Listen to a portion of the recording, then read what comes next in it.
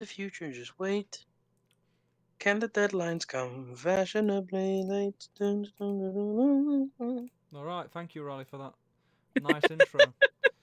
Hello, everybody. Welcome to the latest instalment of the interview series with our musical genius guests.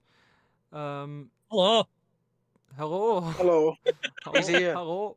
Hello. Today we're switching it around again, going back to Connor Simpson and his first release ever, Woo! which was called Robotic roll. Monstrosity. Robotic Monstrosity. Well, usually we just do the song and talk about it. I don't know whether maybe we should do some. I mean, Some maybe what? I don't like you just talk about the album before, in terms of just why you wanted to do it in the first place or whatever. Yes, the background of the album. Yeah, I don't know if you have Its anything to say story, about that. its tale. The backstory of it is like the backstory. the backstory lore. of it was The like origins. Riley had already put out like 2 of them, so I was like, I'm pretty sure I spoke to Riley and like I should do this. I can't fully remember, but the fact that Riley already had 2 albums out was definitely like, okay, yeah, I'll do one. And so this happened. It went through a lot of changes. Not nearly as many as Swings and Roundabouts did. This went through a lot of changes. Because it was initially going to be called Dream Dance and had totally different songs on it. Yeah, I remember that, yeah. Yeah. I remember you telling me about that. It had a ton of different songs on it. But yeah, it went through tons of different iterations until it got to the final product, which is Robotic Monstrosity in its current present form. I think it's just, I'm not gonna beat around the bush. I think this is better than your latest album. Oh, right. That's just my honest opinion. I think this is okay. I think the first one is way better. Okay. But, yeah, I just think it's one of those things that it's just a nice. All the songs sound the same. They work together. Yeah. It's one of them things where the cover suits it. It's like a full package. It's like, this album is 100%. It's not 80%. It's 100% thing. Yeah. Yeah. So, the first song on the album is called what? It's called Somber Song, and it's only a small little thing. Okie dokie dokie. It's going to play right now. Okie dokie dokie. Oh, we need to mute up, don't we?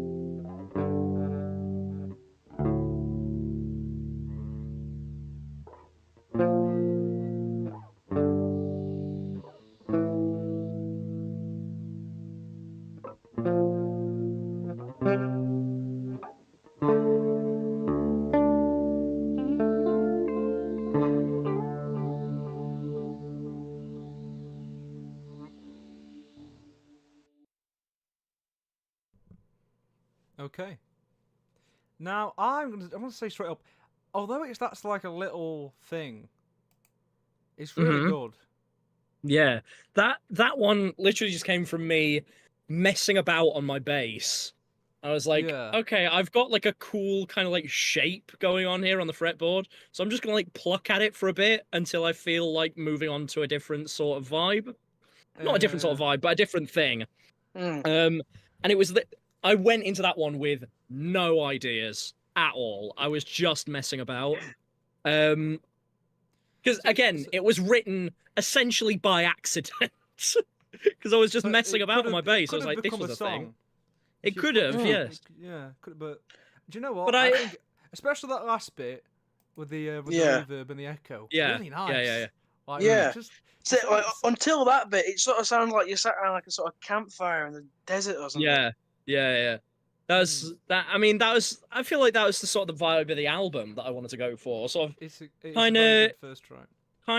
like, you know, far away sounding. I don't know how to explain that, but sort of somber, and that's why I called this one "Somber Song" because I listened to it and thought this sounds sad. What's another word? What's another word for sad? Somber. That's a good word. Let's call it "Somber Song." No, it's all right. That's good. Yeah. It's a better title than Depressing Ditty. Right, we'll get Depressing on to Ditty, yeah. Depressing Ditty. What's that? No, No, I'm saying it's that a better that's a better title. title than Depressing Ditty. Right.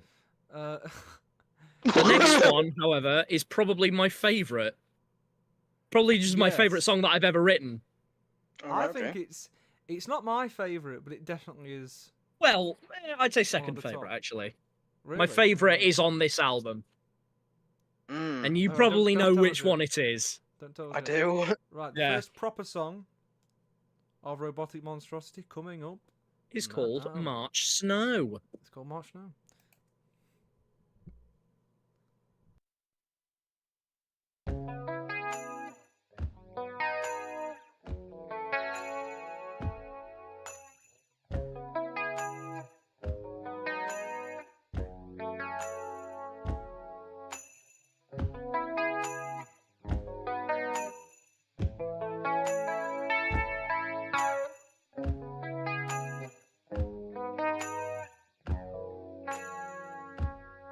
March snow, where do you go? When the clouds disappear, why won't you stay when it rains? Oh, March snow, oh March snow, March snow. I don't want the sun to come out tomorrow.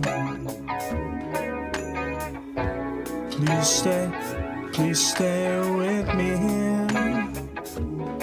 Please stay with me here. March snow, oh, March snow.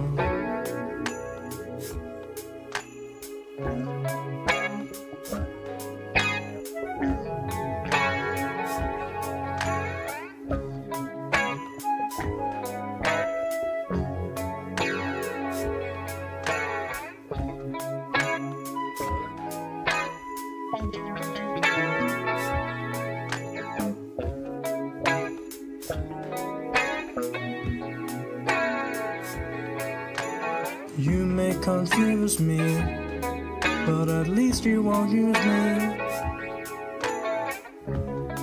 like many have before. So don't let the snow end, 'cause you know I depend on your fall. March snow, where do you go? When the clouds disappear, why won't you stay when it rains? Oh, March snow, oh March snow.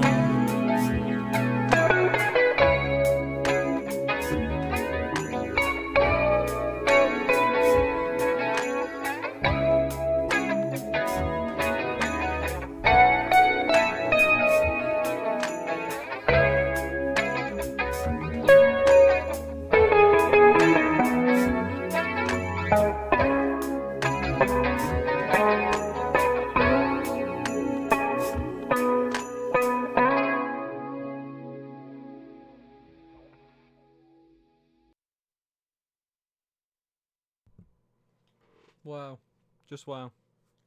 Yeah, I really like that one. It's just a.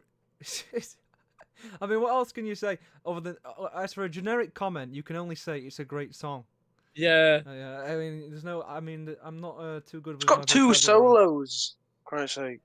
It's got a flute solo and a flute guitar solo and a guitar solo, and Hell also a cheeky, like a less audible bass solo alongside the flute solo. Oh right, okay. Right. Yeah.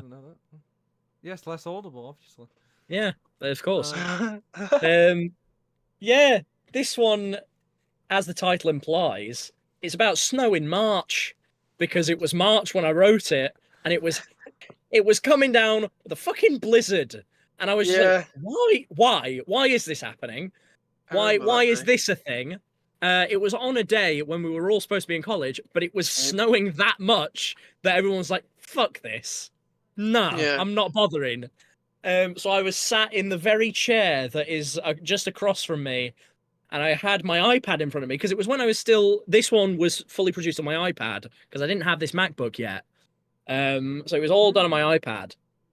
And I was sat there, I had my little notebook out in front of me for writing lyrics, and I just sort of... Anything that came to mind, I wrote down. Because I was like, okay, so I could make a song about just like, oh, it's snowing in March, and it's really confusing. I could just make it like a jaunty little ditty, but I could also go the extra mile and make a sort of somber little thing to follow up the previous track, and make it sort of like make it sound like it's a metaphor, but it's not. Essentially, it is literally about snowing in March. Have sort of the enigmatic lyrics that sound like metaphors that like you may confuse me, but at least you won't use me, like many have before. It's just about it's March, and it's snowing really heavily, and it's so confusing. That's like, and that's one of the reasons why I'm so proud of it, because it's like, it's such, again, it's like, it's a song that is meant to make it sound like it's a metaphor for something else, but it isn't. Yeah, like, it's really deep and introspective, but it's not. Yeah, it's just about snow. It's just about snow. I'd love it if we got famous, and then that song was famous. There would be so many theories as to what March Snow is about. That's one of the things. Some people like, oh, March Snow. That means cocaine. Be a nickname. There must be, or maybe cocaine. That is like that, March Snow is what he calls cocaine. One of the things that I love thinking about in terms of like if I got famous in terms of making music is there's a multitude of songs that I have in the works where there's like people could like I just imagine people watching, like students watching interviews with me and banging their heads repeatedly on the desk after I say, so what was the song March Snow really about? It was about snow in March. No, there's no deeper meaning. That was fully intentional to make it sound like it has a deeper meaning. No, it's just about snow in March. They're just gonna... Every student out there who's analysing my lyrics, go and fuck yourself. It's like your I Am the Walrus. Exactly. Yeah. So, anything else to say? It's just I'm very proud of that song. I think it's a very good. It's very well it's good. Produced. It's very very beautiful. I love the way I did the. I'm so proud of the way the solo's mixed. The amount of like reverb and shit on it. Yeah. It's like you're in a fucking echo chamber. The sort of those sort of like Abbey-like vocals. Oh yeah. Backing vocals like oh, they're good. Yeah. Why won't you stay? All right. So the next song is it's my favorite. It is. My favorite. It is also my favorite song that I have ever written. It's easily the best song I've ever written. We won't talk about it too much. We'll listen to it. We'll talk about it after, yeah. We'll talk about it after. Okay, right. Automation. Without further ado, Automation, featuring Riley Taylor.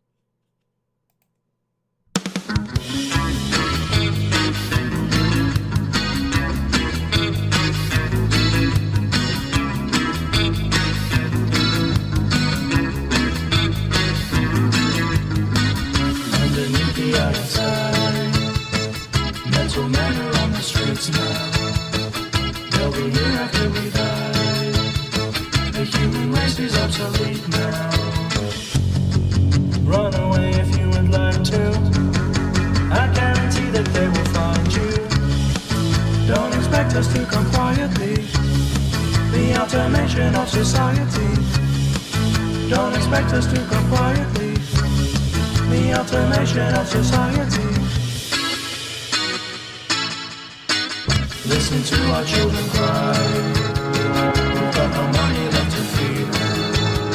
But don't you worry, that's just fine. 'Cause Mr. Robot will succeed them. Run away if you would like to. I guarantee that they will find you. Don't expect us to come quietly. The automation of society. Don't expect us to come quietly. The automation of society. Don't expect us to come quietly. The automation of society. Don't expect us to come quietly. The automation of society.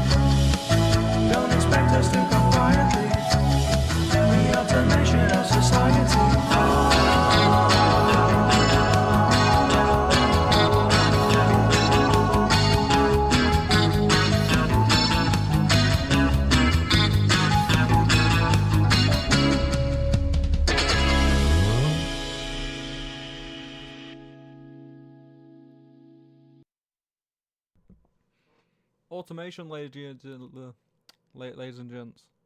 Mess that one up. Yep, that's automation. Yeah. So great. The best song I've ever written. Oh, and also just. Well, I was about to say produced, but that wasn't. That was more. That wasn't produced by us.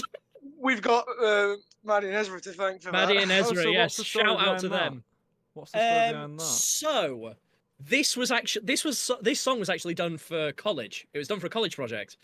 Because there was the project we were doing at the time was like we had to do some sort of like I think it was some sort of like demo reel or something like that, or like a demo tape, where basically we just had to make stuff to like promote ourselves. And initially, I had no idea what I was going to do, so I was just going to do 3 covers of Police songs because, as it's as you two already know, but to the people that may watch this in the future and like video on demand and don't know me, my favorite band is the Police, and my favorite solo artist is Jacob Collier. And in this song, I very much blended the two. But yeah, I was initially just going to do. I was going to do like a Jacob Collier cover at one bit. I was going to do Police covers, but then I found out that Riley was in the studio with Maddie and Ezra, working with them, doing a version of his song "Calm Down." So I was like, "Fuck it, I'm going to do an original as well. If we're allowed to do originals, I'm going to do an original." So I remember initially the first time I like sat down and sort of brainstormed about it was when we were sat in Winehouse. I was in there. You were definitely in there, Riley. I think Joshua might have been in there for a bit because he lent me the guitar he was using, and I came up with this fucking killer chord progression. The bap bap bap bap. I think it's like A6 and E6. I can't remember for the life of me what the chords are. It's I know those two. There's like a third one, which is even weirder. I think it's like E6. G6, and then because the third chord is definitely an A major. It's an A major bar chord, and then it goes back down to whatever the other one was, which I'm assuming is probably just maybe a G sharp. I don't remember. I fully do not remember. But I was like, okay, I can work with this, and I spent days coming up with like how I, because it went through many different iterations until I got to the thing that I wanted to do. You didn't just bang this out in the studio. No, I didn't. I didn't just bang it out in a day. This is probably the most that has ever gone into one of my songs. Yeah, the longest. You were in the studio for multiple days. Oh no, yeah. Oh right. Recording it. Well, I wasn't just in the studio coming up with it. I went away for a few days, came up with it. You had some sort of genius moment. You'd walked into the studio, the stars were aligned, and you'd recorded the entire song in about 2 hours. No, definitely not. Yeah, it wouldn't have been that good if that was the case. Oh, well, I don't know. No, yeah. So, like, yeah, I'd found out Riley was recording with them, and I was like, if he's doing an original, I'm gonna do an original. So I went away and wrote the song in a few days. Right, and it went through multiple different iterations. I was like, no, I want to really lean into the police angle with this, because I remember Colin listening to it for the first time. He was like, "Oh fuck yeah, this is like." He was like, "This is basically like it's like Can't Stand Losing You, but slightly different, isn't it?" I was like, basically. But I mean, there is even a reference to a Police album in it. Yeah, that's okay. Yeah. I'm just a ghost. I'm just a ghost in the machine, love. Ghost in the Machine being the Police's fourth studio album. It's a very good one. I like that album a lot.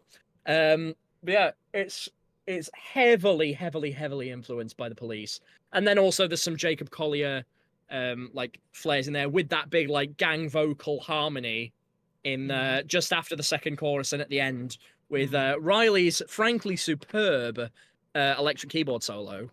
Because I remember it was the day that it is. Of course. And then he's also, you can't really hear it as well, but if you you listen out for it, you can hear it. He's doing basically a monotone vocal on the third verse, doing like, I think it's just an E, a solid E. But it's that's okay because I'm just fine. I'm just a ghost in the machine. No, just that. Just that. I was like, that could be cool. But yeah, so like it was the day we were recording vocals, and I got in the morning and I essentially just shat myself because I was like, I didn't literally shit myself. Mind, I essentially just shat myself. I essentially just shat myself because I got in front of the microphone and I was like, these lyrics are fucking awful. I don't like these.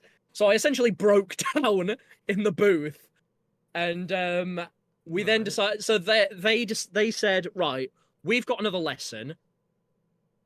Sit in here, rework your lyrics. I was like, right, like, yeah. Riley offered to help. What were the lyrics before? Have you got an example of what I don't remember. It was only the third verse. It was only the third verse. Oh right, it was only one. But I was like, these ones are shit. I don't like this. So I essentially just got straight stage fright. Had a breakdown in the booth. They were too and they were cringy. like, it was too embarrassing. Yeah, they were too bad, too embarrassing. Yeah. So like Riley offered to help rework them. They were like, right, we've got another lesson, so we'll go and do that. You sit in here and rework vocals, and then we'll come back and record them later. And so we sat there reworking them, and then Riley started playing with the electric piano that was in the room. So I was like, yeah, in the vocal booth. In the vocal booth, yeah. So I was like, holy shit, this needs an electric keyboard solo. This is what it's missing. It needs one. And I love it so much. I love it. We overdubbed. No, it's I remember we overdubbed that at the same time as or just after the Jacob Collier. Yeah. Orchestra. Yeah. Harmony. I'm so proud of that. I think that was great. It sounds great. I can't identify what the chord is. I think we've tried to figure it out one time, but then I've just forgotten. We figured it out on a lesson. Go back to college, go on that computer, go back on that Logic file and look at all 6 you recorded to realise what it is. Well, I could play it on a piano because I remember the sort of shape that I used when I played it. Okay. I basically just put my hands on the keyboard and whatever like cool chord came out, that was what I Right. recorded. Yeah, That's funny. I was initially going to do it staggered, so it was like a vocal pyramid. It's like da da da da da da. And then I just thought, I was like, this is too hard to do, so I just did it all in one burst. But I kind of like that better because you're in the chorus, and then bam, you've got vocals in your ears. This fucking angelic chorus in your ears for like 4 bars. But yeah, I genuinely it is genuinely the best song I've ever written, and it's a hard one to top, I think. Agreed. I mean, it's good that you've got the album with basically the 2 best songs coming in. Yeah. 2, 3. Yeah. And then it's just downhill. It's just downhill from here. It's just downhill from there. Yeah. Was it Ezra and Maddie's idea to have that single for like the left and the right speaker? That big, yeah, drone. Yeah. What's the bloody freight train panning from left to right? Yeah, it's basically what that is. It's I went into GarageBand and I played the chords. So they're da da da da. I played it on a piano, then I reversed the track, and then added some reverb and shit to make it sound cool. But then they dropped it in, and this was totally their idea. This was not mine. They thought, let's pan this from left to right. Yeah. Oh, like, holy shit, that's so cool. When they first sent me the bounce of the track, they were like, I was like, holy shit, that's amazing. Yeah, it's pretty good. It's really good. Yeah. Yeah. Okay, right. Fantastic song. As I've said, very good song. It's downhill from here, boys. So. It's all downhill. It's all downhill from here. Here we go. 4th song on the album is Connor. Symphony of Crime, and there's a backstory behind this. Not much, but I'll get into it later.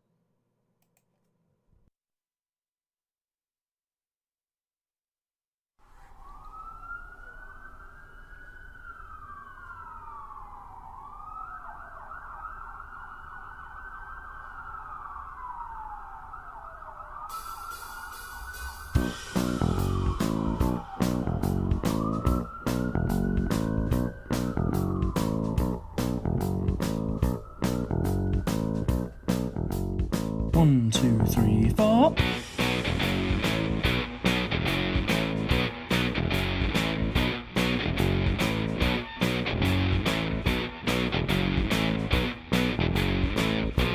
My one racket, it stirred me wide awake.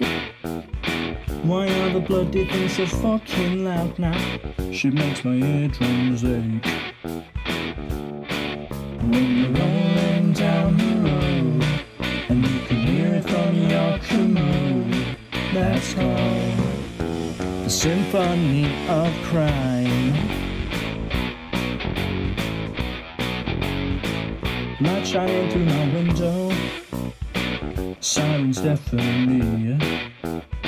I've got to go, I've got to run away now. Gotta scupper, gotta flee.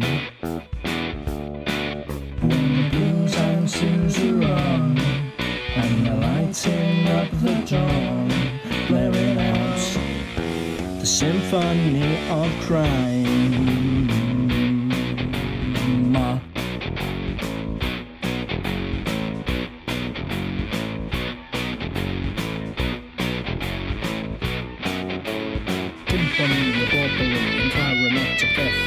Violins of GBH and contrabass, of crimes of hate, a xylophone of murder, and trombones of a bride, French horns of a forgery, and finally a harp of arson. Yeah, symphonic instruments, I listed them off as crimes. You think they're at the door, but you just can't be sure. Just listen for the Symphony of Crime.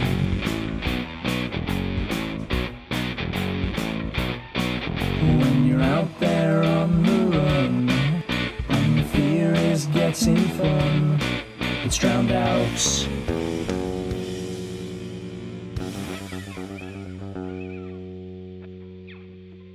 by the Symphony of Crime.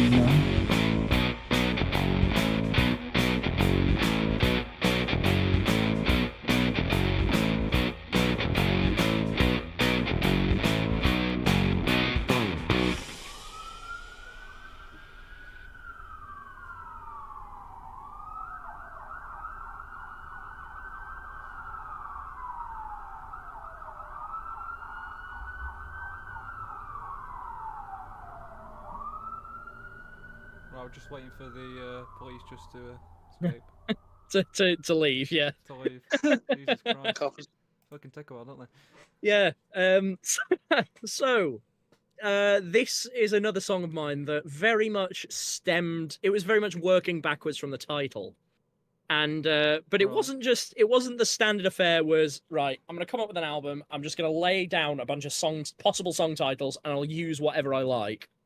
This one, we were in a lesson at college. We were setting up for something. I don't remember what. Grease. Was it Grease? Fuck. Possibly. I don't think it I don't think it was. This I don't did- think it this was. did- Actually, this no, did no, not- yeah, you're right. This No, is it not This was come well out before when we were doing- Grease. No, yeah. It'll have been when we were doing bloody ABBA.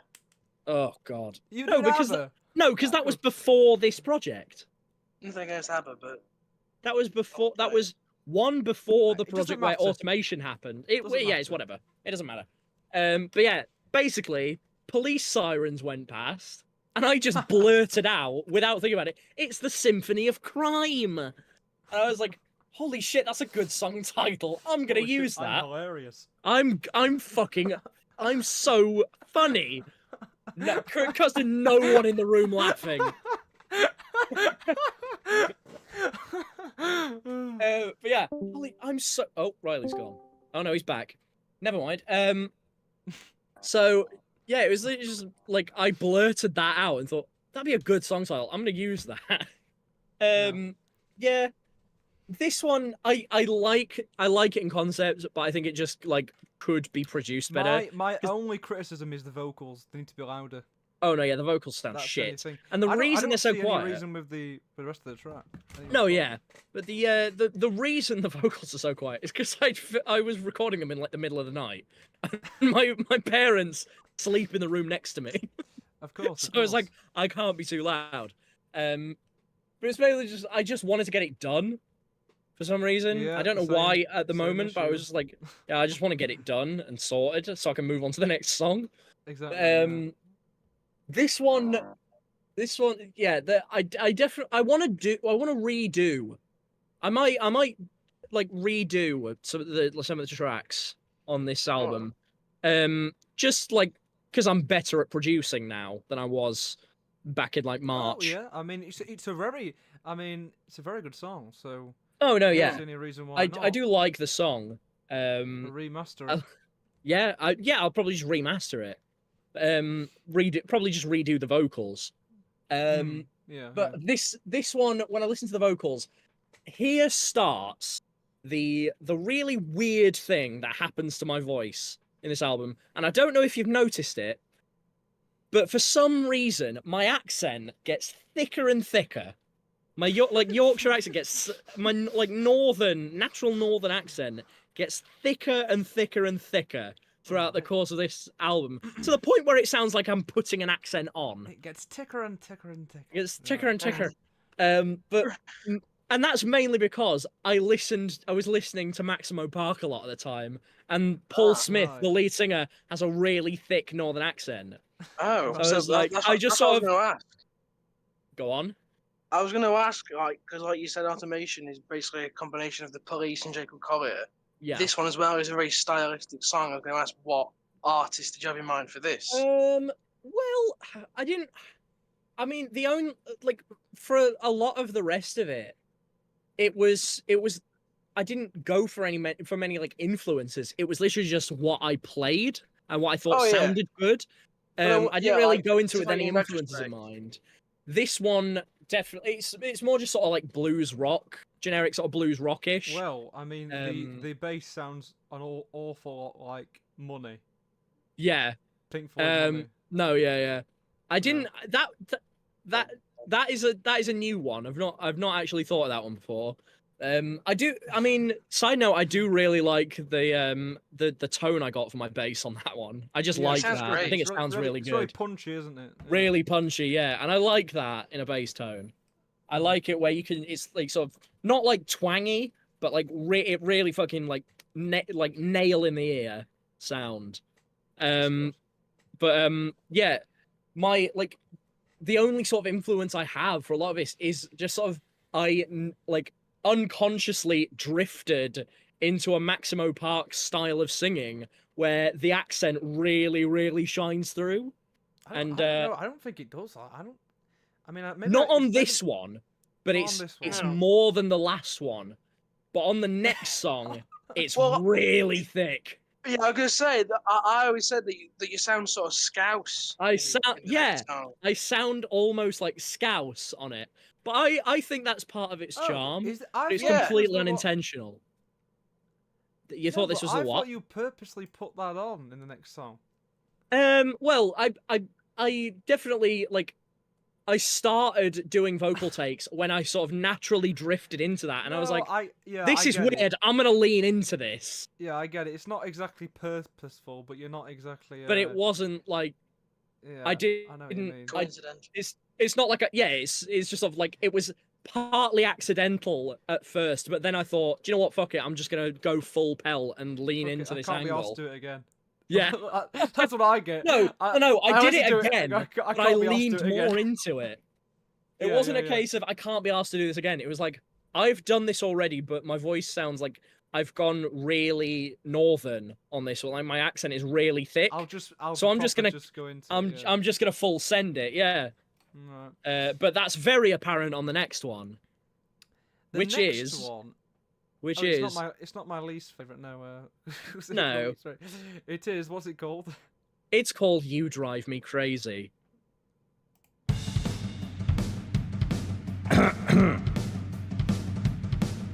You're swerving all about the place. I wanna punch you in the face. Throwing bottles at my wheels.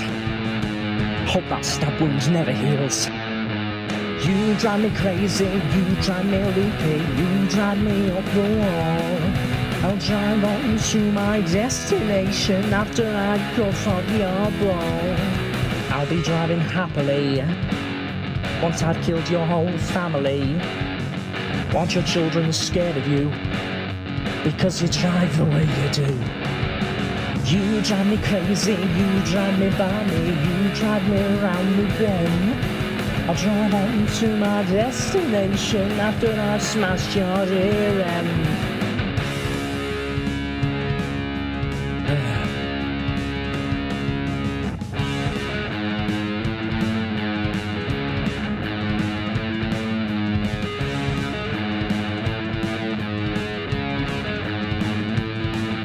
I'm gonna cut your arms off and shove them up your ass if you don't get off me fucking lane with the stupid fancy cars. You punchy fucking jaguar won't get you any chicks. You're the big one on the double because you keep driving like dicks.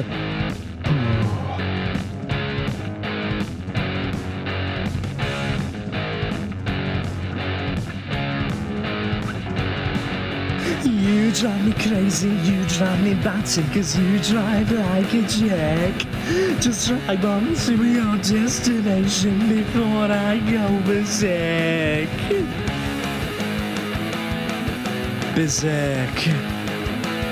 You drive me crazy, stop driving me fucking crazy.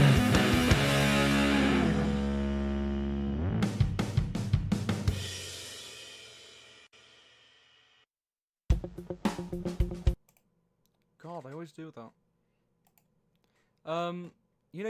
You can't say. Do you get you drive me balmy. Do you get the pun? Do you get the pun? What? Do you get the pun? Indeed. Yes. Anyway, sorry, continue. I was just saying you can't drive. You drive me balmy. It cannot be sang in a cool way. Yeah, you cannot like you drive me balmy. Well, this is a song where it's about only road like Frank rage. Sinatra could do it. Yeah. Drive me balmy. I wanted to. This is a song where it's like it's about road rage. So I thought, why don't I just sing it like comedically angry? Yeah, so because it sort of starts off as like sort of sounds like Arctic Monkeys, but then it just turns really, really scouse at the end. Yeah, great. No, yeah, I drive like a jack. A jack. Before I go berserk. It's that. I guess type just when I of go Scouse accent that really reminds me of my psychology teacher. Because he had like a really... He obviously lived around here for quite a long time, but he still had like a... It wasn't weak, but it was a moderate Scouse accent. And when I listen to that, I just go, oh God, that's my psychologist. That's fucking Mr. Price. That's Mr. Price. Paid that price. Oh, anyway. No, yeah, I was like, a lot of the songs that I write are like, I'll work backwards from a title, but then I'll get an idea and think, I could go really generic with this, but what if I just use it for something completely ass backwards? So I thought, like, why not make it about road rage and make the title a pun? A lot of the lyrics are really like hyperbolized. Like, I'll drive onto my destination after I've cut off your balls, or I'll be driving happily once I've killed your whole family. Yeah, that's another good one. Although the throwing bottles at my wheels, that's something that actually happened. If I like the fucking throwing bottles at your wheels. No, yeah, it was years ago. We were coming back off holiday, and my dad, he's notorious for getting a little bit angry at the wheel, when he's provoked. And there was this guy, he was just driving like a dickhead. So my dad I can't remember what he did, but he's proper going off at him. And this guy reaches out of the window and he prepares to just chuck a glass bottle at the car. And my dad clocks him and just goes, "Don't you fucking dare! I will smash your fucking teeth in!" And he immediately brings his arm in, rolls the window up and drives away. But like, legit, this is a thing that happened. A guy tried to fucking throw a glass bottle at my dad's car. Right, we're gonna sample that. We're gonna sample that and put it in as well. Don't you? No, you fucking dare! I'll put it in Fat Cats or something. Yeah, put it in Fat Cats. Before the fucking thing blows up at the beginning. God. Don't you fucking dare! Right, so, yeah. About the song. Uh-huh. Oh, no, I'm just saying. Oh, right, okay. Good anecdote, but, you know, like, what more about the song? Yeah. I like it. It's not my favourite, but I think it's pretty good. It's very Arctic Monkeys inspired, I think. It's very Brian Storm ripping off. But yeah, it's very like Favorite Worst Nightmare. It's like a track you'd find on Favorite Worst Nightmare. Which I do like. That's a very good album. Not as good as the first one, but very good. I'm rambling. No, there's not much else that can be said. It's a song about fucking road rage. It's an alright song. The next song is like I can't remember what it is. I really like the next song. Oh, wait, do I remember? Oh, yes. Yes. I think I do, actually, yeah. Yeah, I do. Well, it's like, well, what? My third favourite, then. Yeah. Gotta be. So if I'm not mistaken, I believe the next one is Have You Heard the News? It is indeed. It is, yes. Right, we'll play it right now.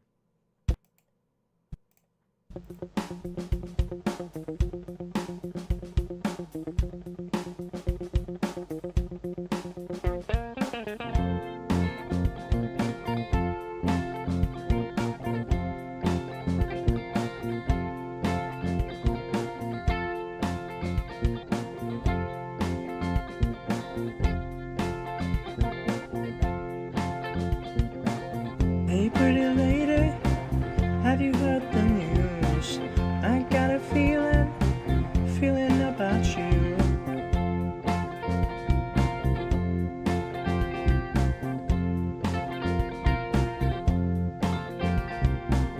Hey pretty lady, gotta get you in the groove. I got a feeling, gotta make you move.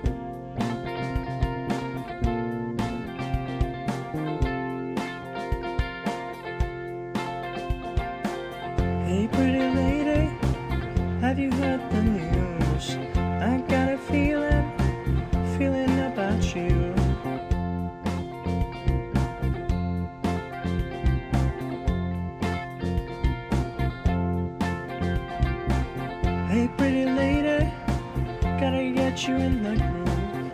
I got a feeling, gotta make you move.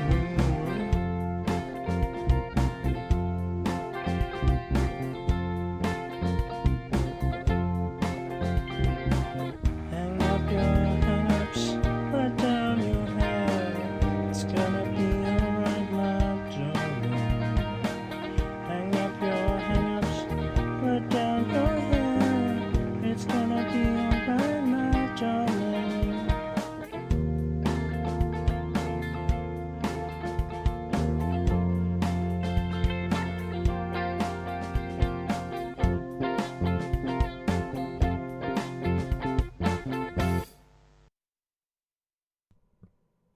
Okay. I think that this song suffers from the same problem of the vocals need to be louder. Definitely. But this I can also somewhat explain this. Let me check. I'll check. Is it still up? I don't know. Sometimes what it does, if you press them off and on, it'll just connect the two. Oh no. It won't. Oh no, it's still up. Yeah, it's still up. Thank God for that. Is it still? Yeah, it's still going. It's still going. You can hear our audio. Yeah, it's still going. It's really all I had to do was press one button, and it didn't say like, "Are you sure?" Just accidentally left click, stop streaming. There's no "Are you sure?" But oh. Yeah. But yeah, about that, everyone. I can still sort of explain away why it was. It's not a good reason, mind, but it's a reason. It was also recorded in the middle of the night because this song marks the trilogy of songs that were written in about 2 hours, written and recorded in about 2 hours, the night before release. Because I had procrastinated so much. If the vocals, if you couldn't be loud on the vocals, how on earth did you record the guitar? Because I'm plugged. I don't use the same sort of rig you do. I don't plug into an amp. Well, I don't plug into an amp and then record it with a microphone. I have an interface. I have an interface inside the. Yeah. Yeah. So obviously it's really quiet because it's just an electric guitar and it's not got any output going into any speakers. It's just going into my headphones. Yeah, so do me. Right. Yep. Yeah.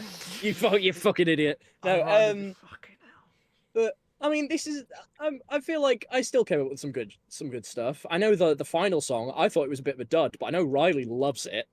I really like it. Well, I forgot how much I love. Like, I sort of forgot about this song a little bit, but I also really did. Good. I forgot about this song because I haven't listened to most of them since I actually made them.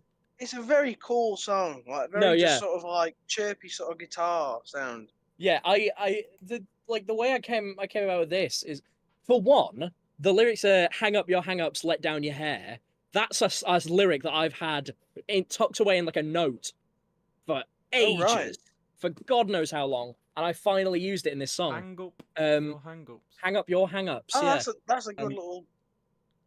Yeah. Words. I came up with that on like the walk down to the bus station from college, and I had it in there for months. That's brilliant. I must write this down. I must write this down. Yeah. Or as we would say, I must revise that. Yeah.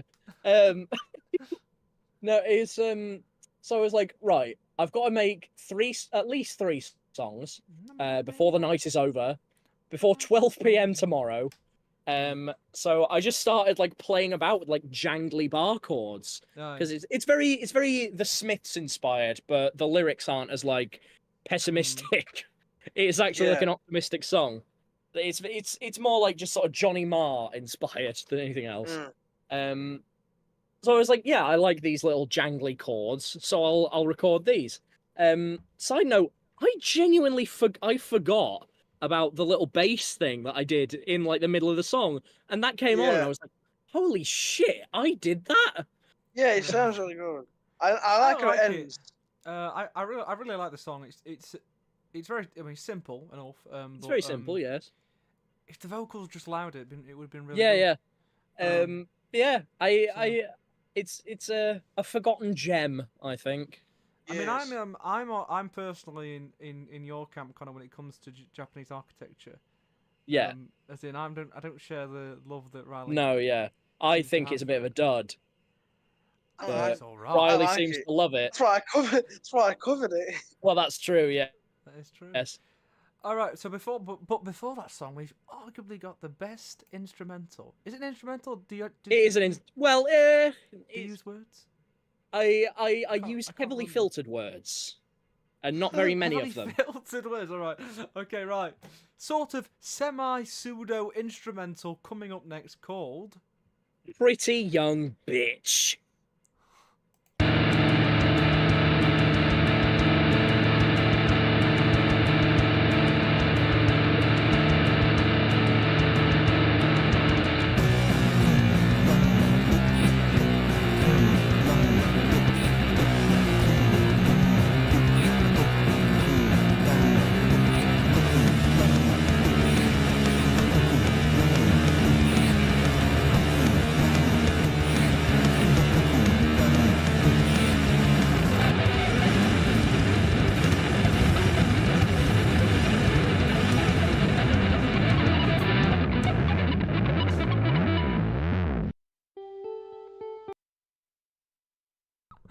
Right. I think the question on everybody's mind is, what are you saying in that song? It's pretty young bitch. Oh, pretty right, of young course it is. bitch. Bloody hell. She's a pretty young bitch in the next bit. But I got a bit crusher, and I went ham on it. I cranked it all the way up just so it was barely intelligible because I wanted to. Because I was like, basically, again, this is the second in the trilogy of songs that were written in like a few hours. So I was like, I was frustrated, I was stressed out. I was like, right, what the fuck do I do? I just so I could finish on like something that's not complete shit. I thought I'll just vent all my frustrations into one loud, cacophonous I mean, thing. to say it is that, I mean, it's not to my taste, but I'm sure, like, it's good. It sounds good. It's meant to be sort of like experimental and just be like, I'm so stressed out. I'm venting my frustrations into just this thing. Yeah, I can imagine some sort of a metal concert where everybody is like going, or some club in the darkness where everyone's like fucking in the darkness, waving the their hair about, you know. Yeah. Yeah, I can imagine that. It's good. It sounds good. And I love the I- transition to the next song because just then it accidentally played like the first second. Yeah. I don't realize how quickly it just goes into it. Well, no, because Yeah, it ends right. exactly on the second, so I don't have time to pause it. Yeah. No, yeah, it very much it conveys the song conveys how I felt at the time. Just very just frustrated and annoyed. The last track of the album, what is it called? It is the one that I believe is the weakest. The weakest? For good reason. The weakest on the album.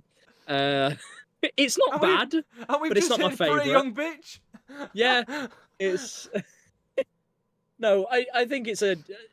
I don't count Pretty Young Bitch, because it's just sort of, here you go. Of the actual ones that are like, sit down and I recorded a proper song, I believe it's the weakest. But Riley seems to love it, and it's called Japanese Architecture.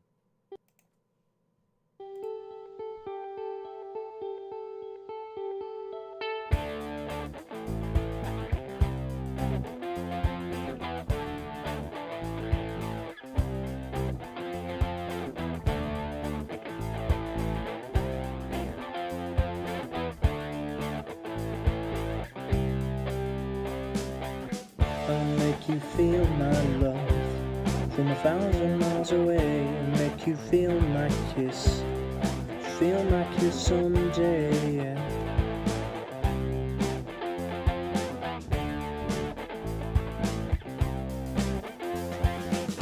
You know I wanna be more than mates, so kiss me under the Tory gates. Japanese architecture fills my eyes, and it makes me want to cry, cause you know that I've been waiting.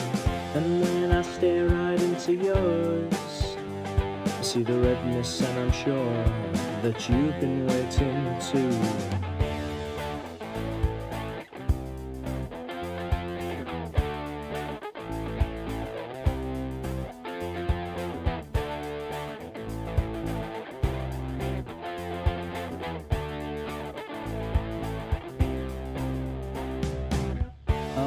you feel my love from 1,000 miles away.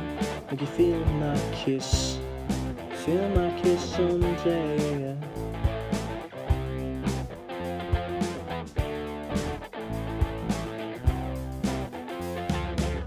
You know I wanna be more than mates, so kiss me under the Tory gates.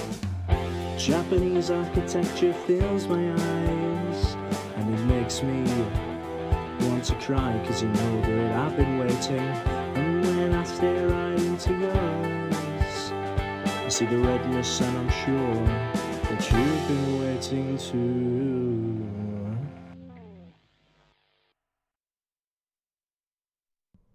You know what? That's grown on me. I'm not gonna lie. NGL.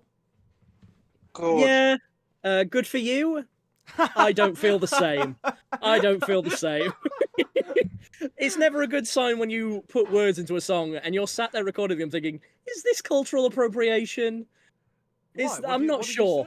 What did you say? Well, it's just the usage of Tory gates to make it about Japanese architecture. Well, I mean, think about it. It's either about Japanese people or conservatives. Do you know what? Do you know what? I'm not gonna lie. I'm not gonna lie about this. I thought you meant the conservatives. the Tories. I thought you meant like the Downing Street gates or something. I don't know. You know those like those big like structure things. Japanese. They're called Tory gates, as in Torii.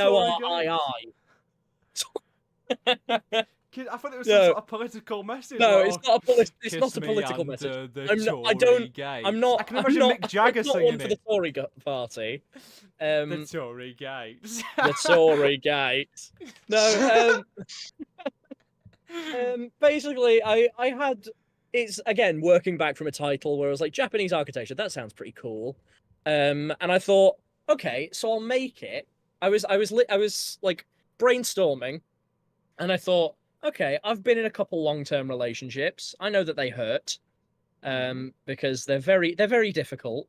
So I thought, why not make it about like finally, like you're so attached to this person you're in a long-term relationship with, and you finally fly out to see them. And because it's Japanese architecture, why don't I do a Rivers Cuomo, and make it about a Japanese girl?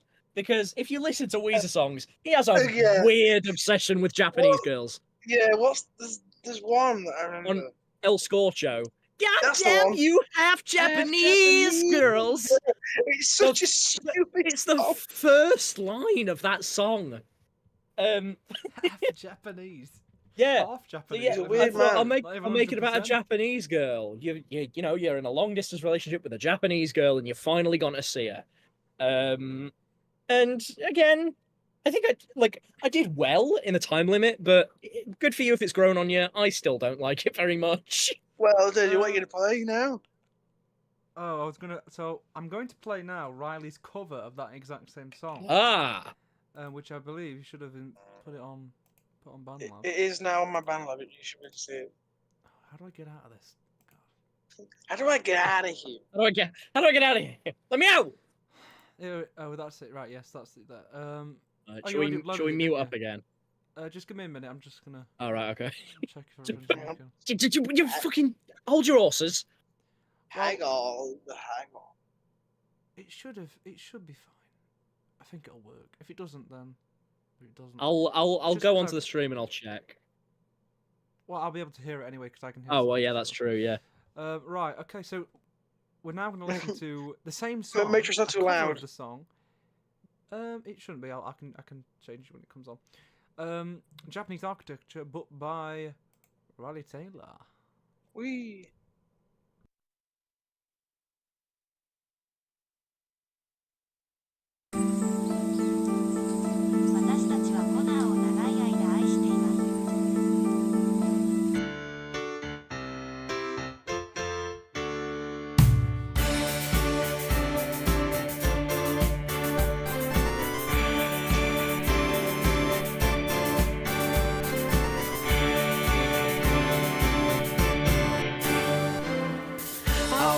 Feel my love from 1,000 miles away. Make you feel my kiss someday.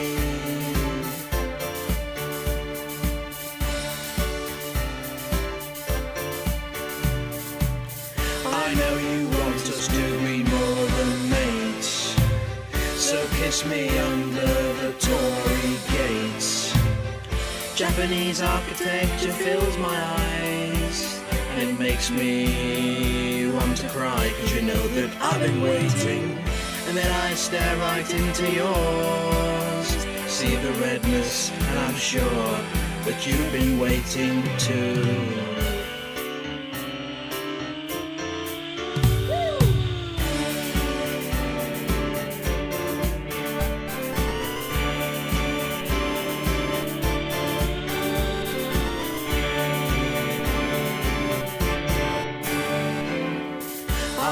You feel my love from 1,000 miles away. Make you feel my kiss someday.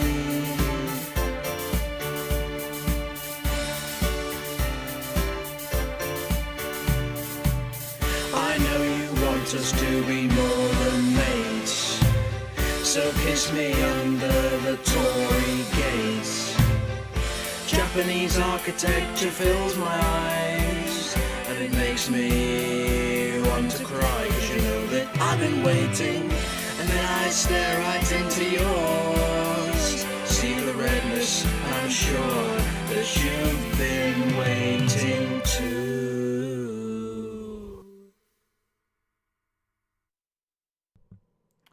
It's really cool, to be honest, and it's... Bloody hell.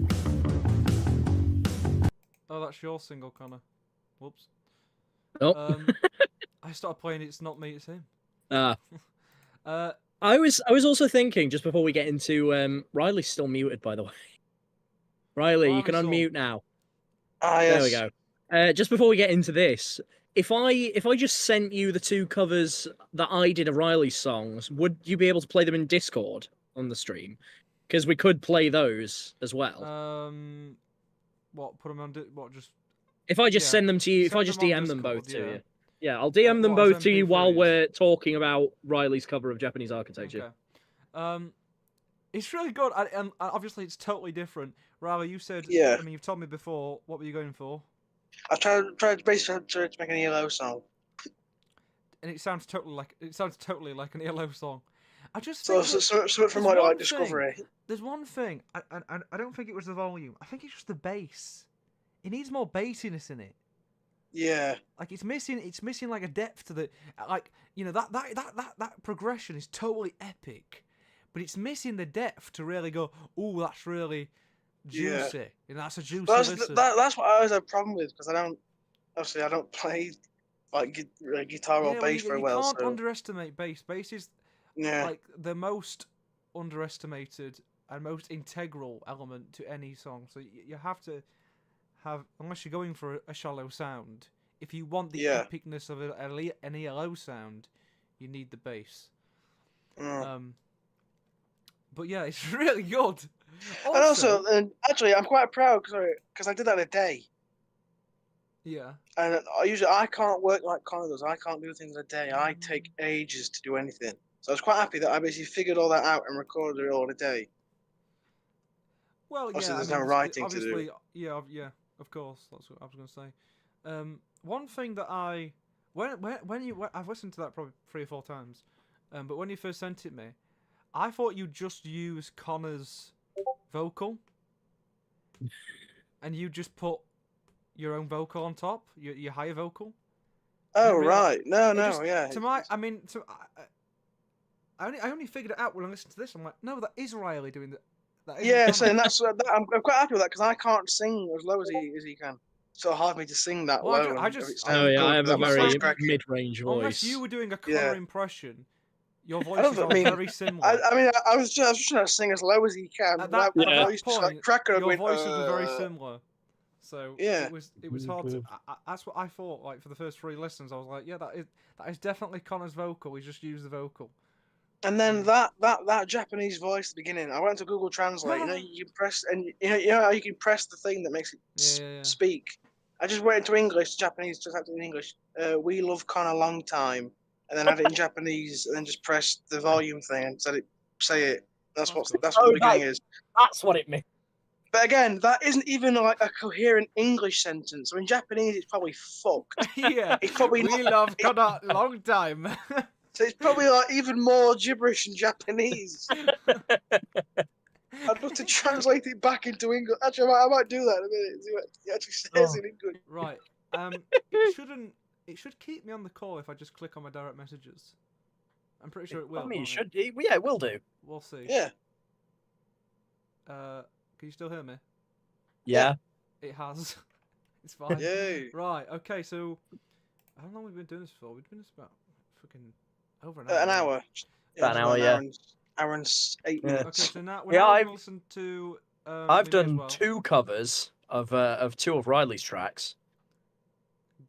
One from Green Gate, which is Calm Down. Calm Down, and then from the latest album, Sandbox, yes. I also covered 10,000 Monkeys. 10,000 Monkeys. Oh, the cover Shitbox. Yeah, Shitbox. Yeah, it's right. Greenergate and Shitbox. Yeah, that one's good with like the S on the floor. Yeah. That's true. Yeah. Although, like, I don't know what scale you're at in that photo. You're tiny. Anyway, right. We'll listen to. This should work. I mean, I've said we're gonna listen to. It should work. do. Yeah. Press play. So let's just mute ourselves. And this is Connor's version of "Calm Down" from Riley's first album, Green Gate. Don't make your choices right away. Rome wasn't built in a day. Despite what you think, things are going your way. You're good at stuff, hit the way, but do what you want with this day. But some things need doing on time. So calm down, sit down and pick a side where you'll be satisfied. A side where you don't think you'll waste the day. As I've said, you're not that tough. You don't have to fill every gap. Just think things through and it will be okay.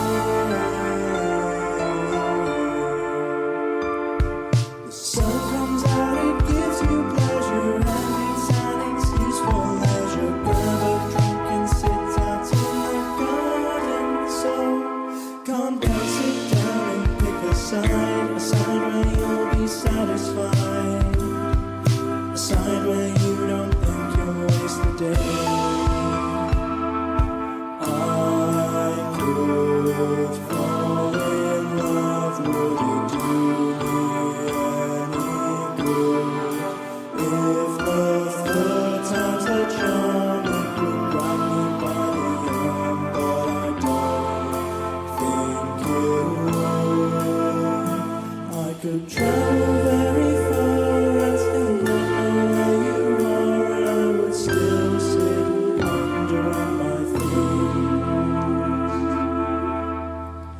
Calm down, sit down, maybe pick a side. The right choice is hard to find. Just enjoy the little things of every day. Calm down, sit down, maybe pick a side if that's what you decide. Just sail in the gentle rainy sea. Calm down, sit down, be calm down, sit down, be calm down, sit down, be calm down, sit down, be.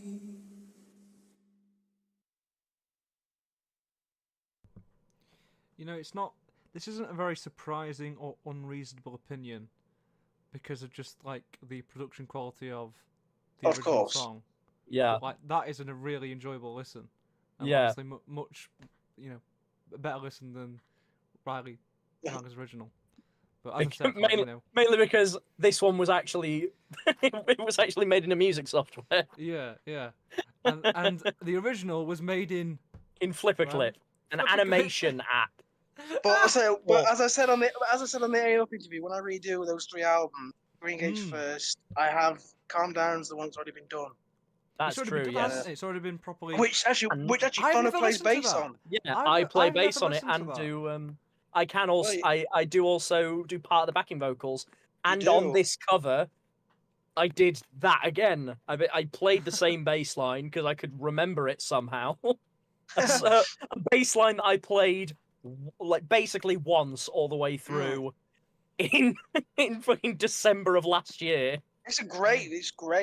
But yeah, brilliant. I'm proud of that bass line. I remember we basically just Rob plays guitar on that, I believe. Oh yes. But yeah, I remember we just sat in Winehouse and you mapped out all of the chords on the board, and I was like, right, let's come up with something for this. But yeah, I think I did good. And I think I enjoy the final product of this cover. Well, that's the thing is like the original sound that Riley made could only be produced by Riley, and then that sounds all well and good. But then you took the cover and then just basically without being too rude to Riley, made the song sound how it probably should sound. Yeah. It should like the feel of the song is that. Yeah. But it'd be good if like, Riley just do. Oh no, I forgot. Yeah, you've already done the. No, so yeah. I've got to calm down, but the rest I have to do. The actual sound that I did for the main chords, not the for the chords up and because I did piano as well, a regular piano sound, but there's also a mellotron flute sound. Because when I first got this, when I got this laptop, I immediately booted up GarageBand, and I found out that there was a mellotron flute sound, and I was like, oh my god, yes! Yeah. Well, that's what I was thinking. You can instantly hear it, and you think Strawberry Fields, right? Yeah, yeah, exactly. So, but yeah, it's just that's cool, really good. Right, we've got one more to do. This one is more. It's slightly different. It's a different song completely. Really. Slightly different, yes. Very different song. The first song's very serious. 10,000 Monkeys. Right, here we go. You've got 10,000 monkeys and I've only got one. I never said I was sorry, and so now you are gone. But if you wish to stay, then you would have no regrets. 'Cause you've got 10,000 monkeys and I've only got one.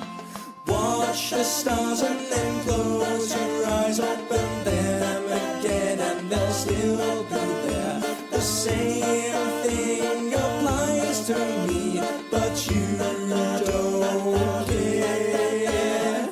You've got 10,000 monkeys, but I've only got one. I never said I was sorry, and so now you are gone. But if you choose to stay, then you will have no regrets. 'Cause you've got 10,000 monkeys and I've only got one.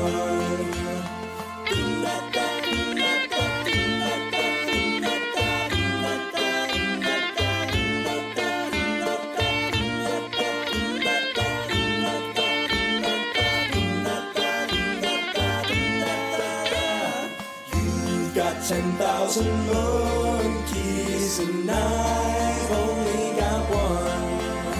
I never said I was sorry, and so now you are gone. But if you choose to stay, then you would have no regrets. 'Cause you've got 10,000 monkeys and I've only got one. It's brilliant. It's brilliant. Riley, on the original, does it have bass? Have you put bass on the original?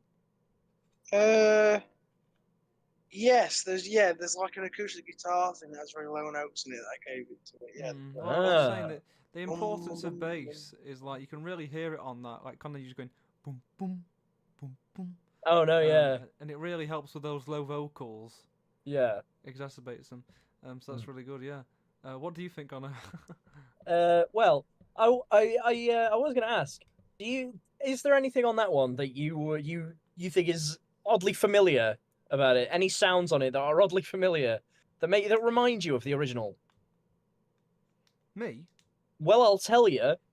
There's no accordion sound on GarageBand, so I had to go into BandLab on browser and record the accordion on there because I knew I wanted the accordion. I couldn't go without the accordion. Wow. So I recorded it. I recorded it on BandLab, saved it as an MP3, and then dropped the file into GarageBand. I can't believe there's no accordion on BandLab. There's no but they've accordion. Got Mellotron flute. Yeah, on GarageBand, yeah. On GarageBand, yeah. It's mad. It's insane. Yeah, it's madness. It's not like the accordion is an obscure instrument. It's a pretty mainstream instrument. It's used in a lot of things, you know. Exactly, yeah. The guitar solo in it, yeah, a bit like the benefit of Mr. Kite. Oh, so really? It took me into that territory. Well, that's in 3/4 as well. Of course. So it was the guitar solo with the backing vocals. It reminded me of, unlike the rest of the song, just took me into a bit of for the benefit of Mr. Kite territory there. So really nice. Yeah, it reminded me of that. It's the chords as well on the sort of like watch the stars and then close your eyes. On that bit, they're slightly different because I couldn't figure out how to do it the way in the same way as the original. And another reason why I did it that way is because every time I listen to this song, going around in my head, at that bit, I always think, immediately, there'll be scary ghost stories and tales of the glories of Christmases long, long ago. Oh yeah, he's like that. So I just thought, fuck it, I'll roll with that. Family Guy. Oh yeah, it is. Yeah. I love that. So I thought, screw it, I'll just roll with that. What's that Family Guy song? There's in the Christmas Family Guy songs. Which one? There's another one where what's the song? I know the one where they go to meet Santa and all the elves and Santa says I will be with Allah soon. I'll be with Allah soon. No, because Christmas time is killing us. Yes, that one's good. But can't you see that what you do is a green country? Because no, screw you. It's all but through. There's too much to do. I'll cover that on a Christmas album. Well, we were going to do... That was our first idea for Eastwood, to do a Christmas EP and call it The Salvation Barmy. Oh yeah, so that was it. On there. We'll put that on there. Yes. We'll cover the other one, the fucking Jessica Biel and Megan Fox wearing nothing but their socks is all they really want for Christmas this year. It's such a good song. Yeah, and Seth MacFarlane writes good songs. He's a good singer as well. Yeah. What Markiplier? Silky Smooth. I'm trying to think what the chords for that bit on 10,000 Monkeys. It's A minor, B flat, I think G minor, then F. Yeah. It's just the A minor that's the sort of new chord in that bit. Yeah, the rest of the ones that already used. Yeah, it's a very good recreation. I so wish I had added that sort of solo bit to mine. It is better. It's better than that bit, innit? Yeah. I thought it just needs to be longer, and the reason I actually even did it in the first place, it was like the hottest day of the year, which was recently. I believe that was the hottest day of the year, and I was sweating my tits off recording that. But I was on my way back from Meadowhall after a job interview, and I was just on the bus, and I just kept singing it to myself. I couldn't stop. I was singing it over and over and over in my head. And I've only got one. But it kept going round in my head. I was like, right, this is not gonna leave my head until I just get this down and cover it. And thus the cover was born. That's why I need to do another one now. Yeah. So we're even. I need to think of which one I'll do next. Yes, indeed. Well, I want to do one, but obviously I'm doing other things at the minute. So yeah. I'm definitely gonna cover one of yours at some point. I definitely want to do Mr. and Mrs. I want to cover Mr. and Mrs. I want to hear that because I can produce to my abilities, but obviously you are much better than me. Even, so That and Am I Enough? I like that one a lot as well. You like that We'll one? have to You're not interview that you one. for Dry Dock. No, yeah, I was saying to Riley, I don't give that one enough credit because I listened through it all again recently. I was like, actually, I really like this one. Right. Well, at the minute, I'm obviously doing the album, so I've not got time to do any covers. So when it's done, we'll do some covers. Yeah, we should do something together, because I think we should. Oh, totally, yeah. You know, of course. You guys are doing Eastwood together. Yeah. But we should do something. Yeah. I'm down. It's an interesting thing, and then we'll do an interview for Dry Dock. Yes. But I'm about that time it'll be me and Riley interviewing you. Of course. Yeah. But as me and Riley were discussing today, basically with what we've got at the minute, with 6 songs, we've got a first side. So I'm about halfway through. So to say I started at the beginning of this month, actually, it's going to take a month to do. It's going to be a month album. So I'll get the second side done on this side. On this side of the month. Then we'll do that. And then hopefully... What you saying? Yeah, then hopefully... So I'll say what I'm going to say after. I was just saying hopefully we'll have something more. I mean, Riley, you've got the EP, haven't you, coming out? He's just muted again. Come on, Riley. So and then after the EP, hopefully we'll do something together. Yeah. And maybe we can come up with some good stuff. Me and Riley are probably going to work on the first Eastwood album in the background as well, because that's been in the works for a very long time. It has. What lyrics have you got done? Oh no, we've got all of the lyrics done for all the songs. We just need to actually finalize the instrumentation and all that, and then actually get it recorded. Well, what's the plan with that then? So, are you doing the production? Because I would assume that you would do. I'm probably going to do the production, yeah. So, but we're going to split the recording duties. Okay, is that going to work though? We can do we'll do a combination of remote recording, and he'll send me the files, and then we could also get together and record some of them for the songs that really require it. Of course. But then also I'm working on my third album, which is going to be a little bit of a departure from the first two. It's going to be a bit more weird, and I'm going to get weird with it and stretch my wings. I'm heavily influenced by Ben Levin and Adam Neely at the moment, and they do some weird shit. So I'm getting weird with it on the next one. Experimental. You said you got some new stuff. You got some new equipment, so that's going to help you out. Yes. I am also hoping soon, possibly not until next year though, to upgrade to Logic from GarageBand to actually Logic X. What's the difference? It's just geared a lot more towards professionals, and there's some more fun little advanced settings that I can play with. So there's for example, if you do a crossfade, you can right click on it and change it to a slowdown. So instead of going it goes oh. Right. Right. And then there's also vary speed as well, which I'm very much going to play with.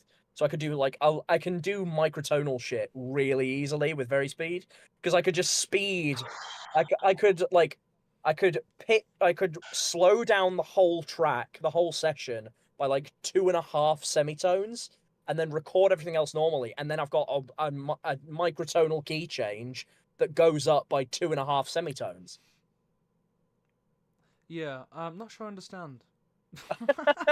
You'll understand when I've actually done it. Yeah, of course. Because it's hard to break it all down when I haven't actually done it yet.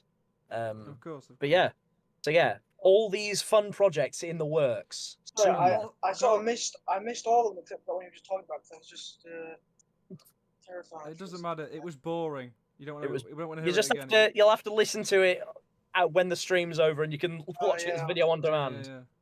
So yeah, a lot of music on the way. I mean, we're basically a lot of music mad at the minute. Yeah, Ponder Music coming soon. Ponder Music. We should start our own record label and call it Ponder Music. Good idea. Ponder Records. It's a good idea. Yes. After Glenn Ponder. Yeah, but I'm knowing me, knowing the you. label will just be like Glenn Ponder with that headphones on. No, it's exactly that picture. His collarbone's all in the picture. All right then. So that was the live listen/interview of Robotic Monstrosity. Hope you all had a nice time listening to us, and I hope you've learnt something about how the album came to be and what the general thoughts on the songs Indeed. by the artists. But I think that wraps it up for today. So it does indeed, yes. Ta-ta, everybody. Everyone say bye. Bye.